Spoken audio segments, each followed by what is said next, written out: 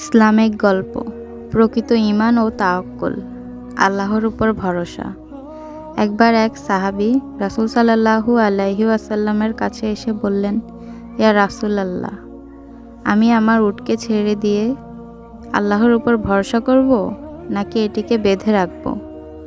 রাসূল সাল্লাল্লাহু আলাইহি ওয়াসাল্লাম উত্তরে বললেন, প্রথমে উটটি বেঁধে রাখো, তারপর আল্লাহর উপর ভরসা করো। এই ঘটনাটি আমাদের শেখায় যে শুধু আল্লাহর উপর ভরসা করা যথেষ্ট নয়, বরং আমাদের দায়িত্ব পালন করতে হবে।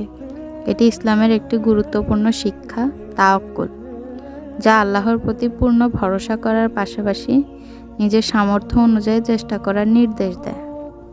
আরেকটি ঘটনা, হযরত ইব্রাহিম আলাইহিসসালামকে নমরুদ আগুনে নিক্ষেপ করার পরিকল্পনা করে।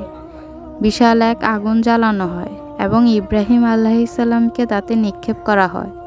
তবে তিনি আল্লাহর প্রতি পূর্ণ বিশ্বাস ও তাওয়াক্কুল রেখেছিলেন। যখন তাকে আগুনে নিক্ষেপ করা হলো, আল্লাহর নির্দেশে আগুন ঠান্ডা হয়ে গেল এবং ইব্রাহিম আলাইহিসসালাম নিরাপদ রইলেন। এ থেকে আমরা শিক্ষা পাই, আল্লাহ কখনো তার বান্দাদের অসহায় অবস্থায় ফেলে রাখেন না। কঠিন পরিস্থিতিতেও আল্লাহর প্রতি ঈমান ও ভরসা রাখলে আল্লাহ সেই সংকট থেকে মুক্তির পথ সৃষ্টি করেন। কুরআনের আয়াত, যে ব্যক্তি আল্লাহকে ভয় করে এবং তার প্রতি তাকওয়া অবলম্বন করে, আল্লাহ তাকে এমন পথ থেকে রিজিক দিবেন যা সে কল্পনাও করতে পারে না।